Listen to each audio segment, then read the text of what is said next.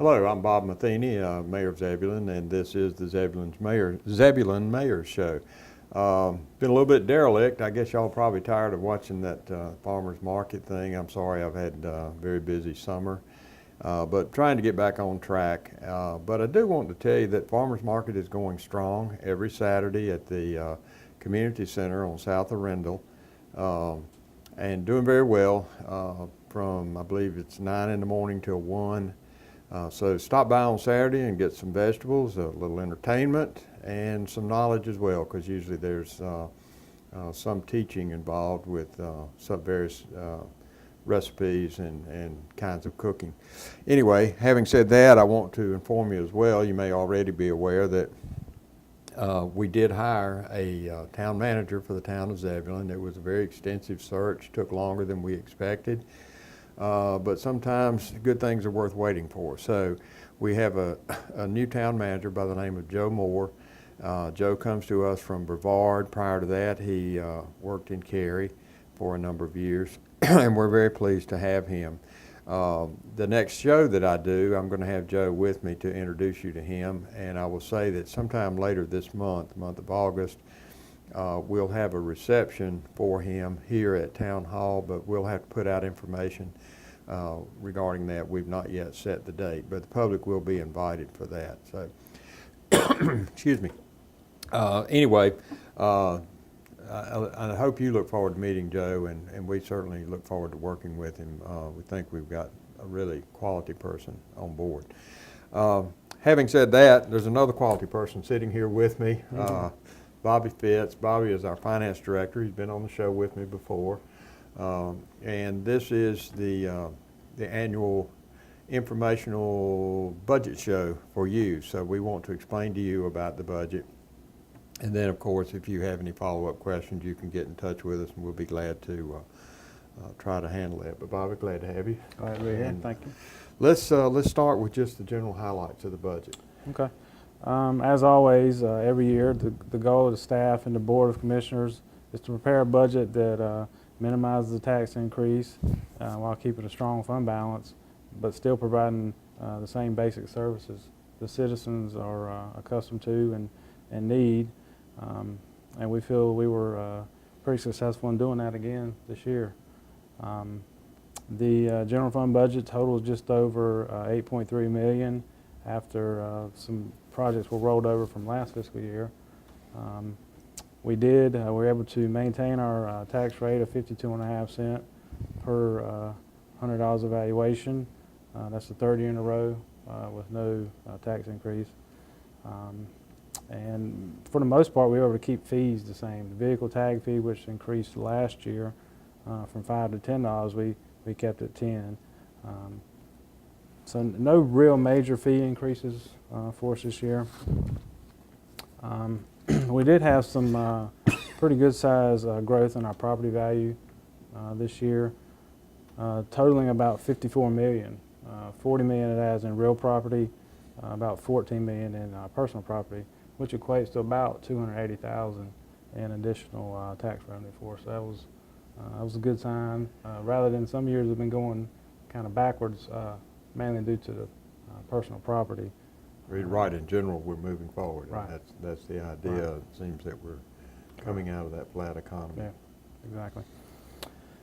To balance the budget, there was about $307,000 appropriation of fund balance. That's down from about $761,000 last year. I will point out there was none actually used last year of that $761,000, but it was reduced greatly, almost in more than half. So that was something we were striving to do, and we're glad we could. Excuse me. It did include the continuation of Zebulon Wendell Express bus service. That's kind of been a hot topic. The last couple of years, we were able to continue that, and for those riders that use it, so that was good for us. As part of the merger agreement with the City of Raleigh, water and sewer rate increases up 5.5%, and infrastructure renewal fee up $1.25 per month per residential meter.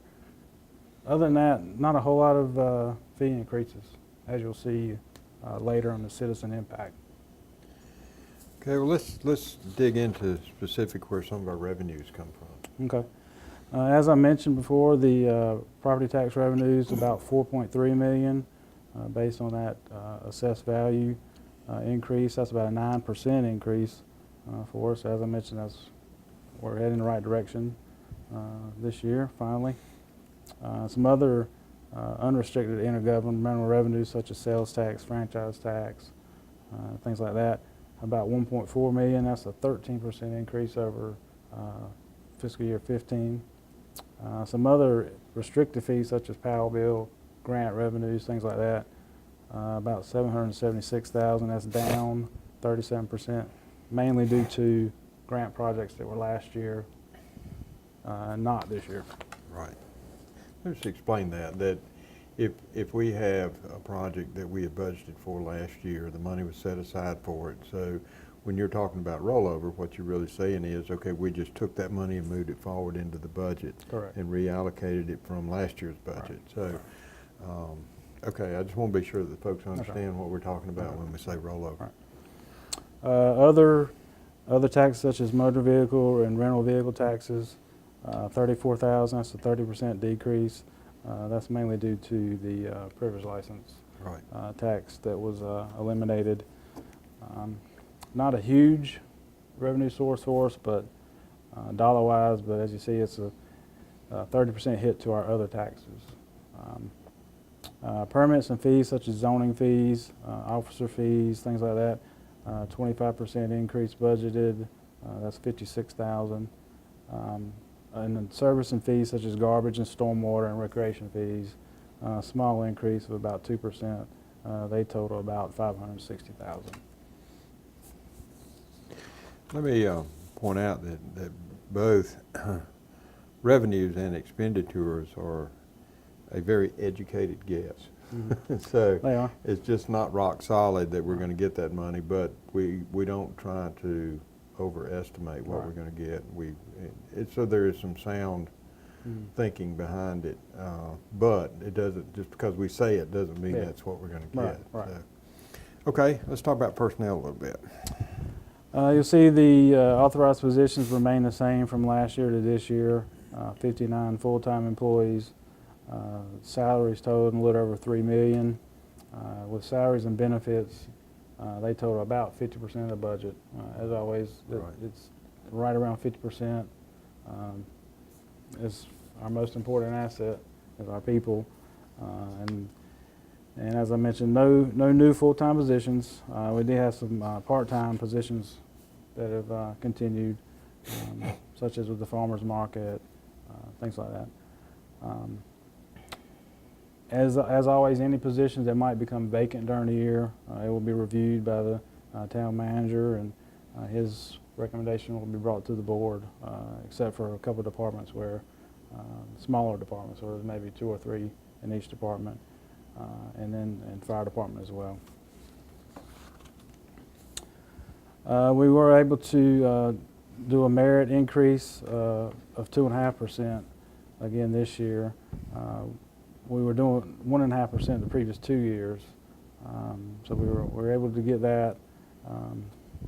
And then we have a possible 10% increase in insurance costs budgeted. We're on a calendar year basis on the health and dental insurance, so kind of budgeting the possible increase when that comes around in later this year. So if it comes in as a 10%, it's only a 10% increase for half a year in this budget. Correct. So for the first half, we know we're stable. Right. Okay. Correct. All right. Let's talk about capital projects. Okay. We did make some tough decisions on some capital projects to push down the road a little bit. We did do some, but there were some that were eliminated, totaling about $345,000. 2 police cars were eliminated. The paving, street paving that we were going to do was kind of, the scope was reduced a little bit to reduce some costs. There were some vehicles that were removed, some mowing equipment, HVAC replacement at the fire station, and the data server was eliminated, as well as the projector in the council chambers.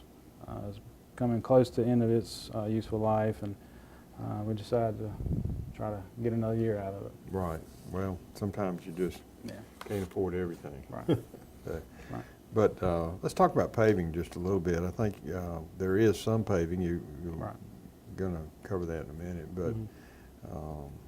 I know that we had told a lot of people that, or I had, that Wakefield Street was going to be done, and it's still in there to be done, but the quote came in higher than what we had budgeted, so we're going to go back to the trough, so to speak, and try to figure out how we can do and what we can do there. Right. So I just want the public to know that it's probably going to be put off to next spring now, so we can reanalyze the project Right. and do that. So anyway, sorry, I just wanted to get that in while we were Right. there. Some of the capital that was included totals about $530,000 almost, which make up about 7% of the budget.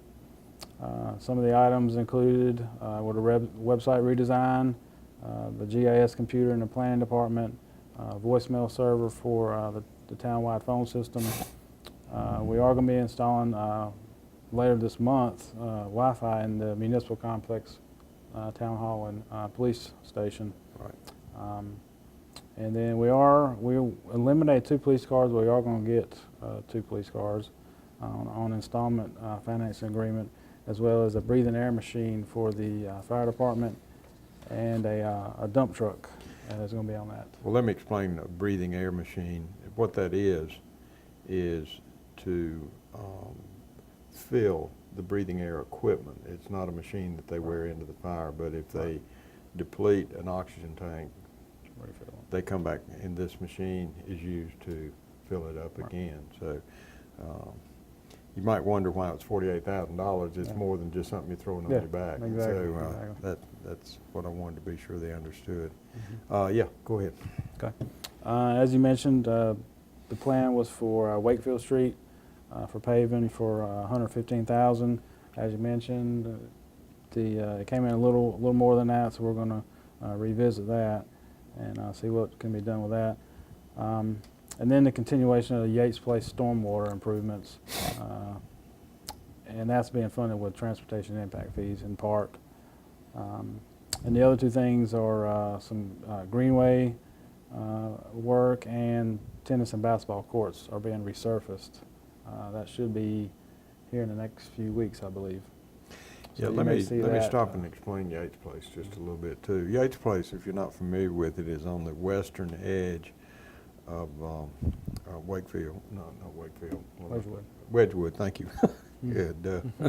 Anyway, it's on the western edge of Wedgwood, and there's when it rains, the water really piles up at the lower end. There's just not enough opening to get it out of there, and so it's really created some problems down there. So that's what this is to open up some larger culverts and retention ponds down at that end. So the street, at least, you may capture some water, but at least it'll get off of it a lot faster. So, you know, that problem should be resolved.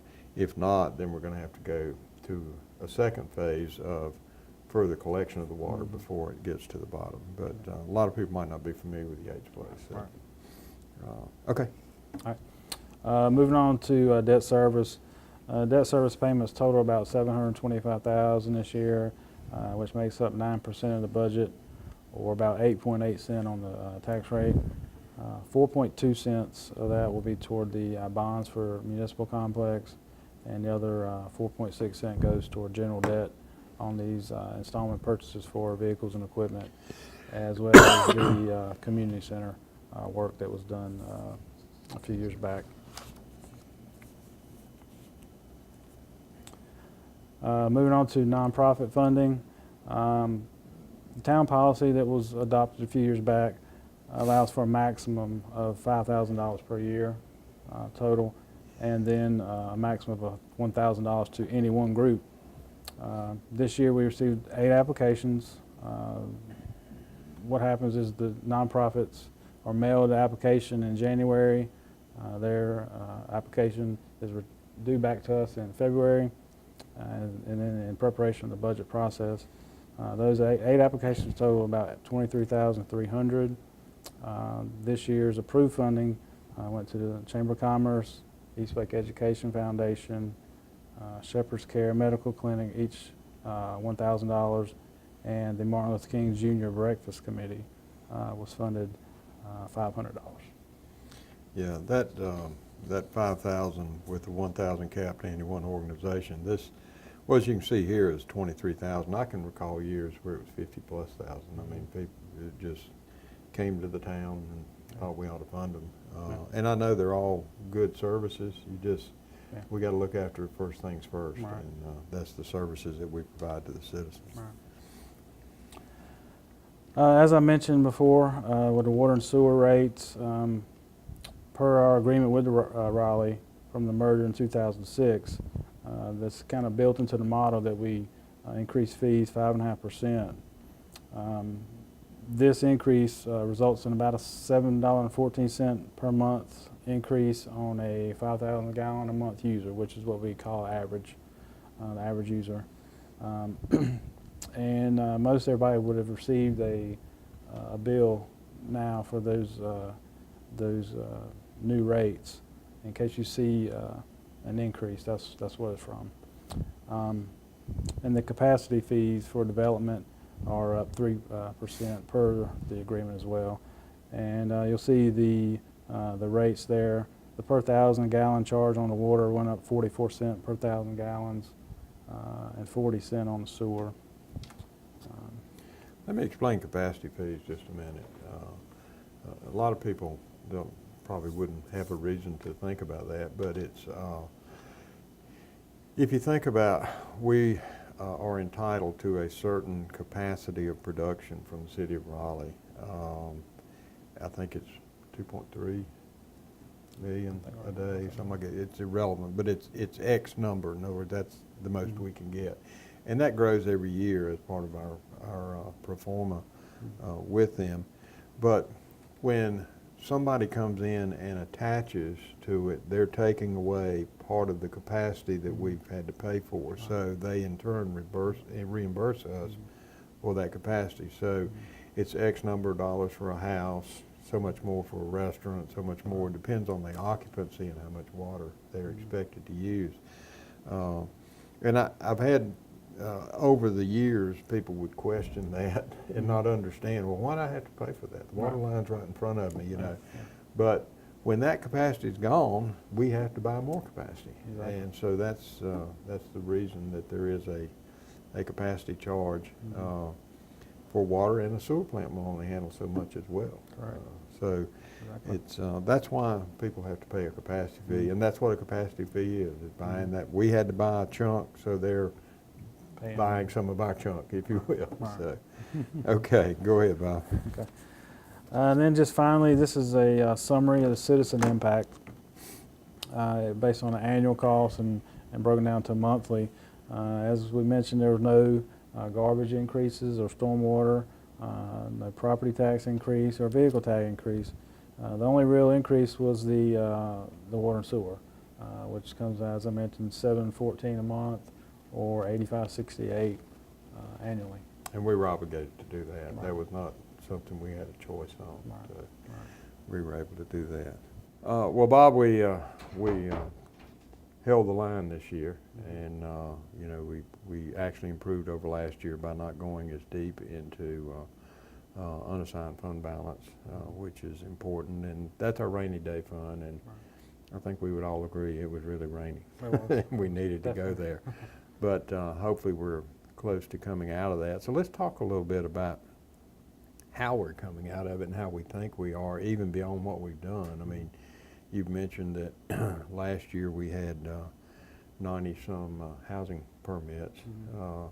We have a number of subdivisions that are coming along. You know, Shepherd's Point is close to being built out. I think they may have another 10 lots out there, somewhere in that range. Shepherd Park, which is across the road, has we have a special use permit pending now, a modification of the special use permit, but there's a developer that's interested in going back in and and cranking that back up, which initially would be maybe 125, 30 homes, and then the next phase would carry it up to 300, a little over 300 homes. So that would be a nice hit for us. We have Terran Meadows. Don't remember the count, but I think I've heard at least that they're looking at second phase, which would open up a lot more homes there. It seems to me that that was somewhere in the 200 range altogether. I think it's 250, somewhere along in there.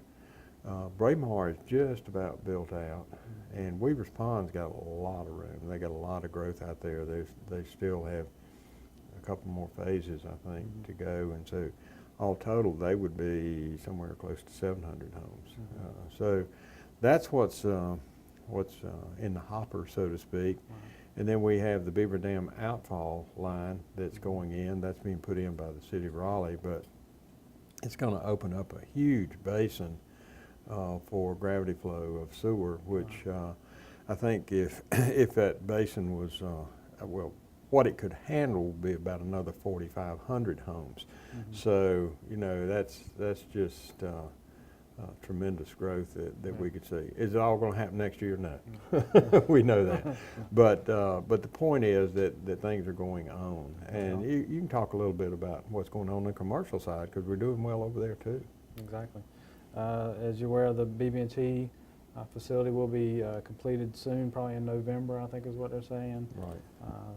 So that'll be a good benefit for us, as well as GSK doing an expansion as well.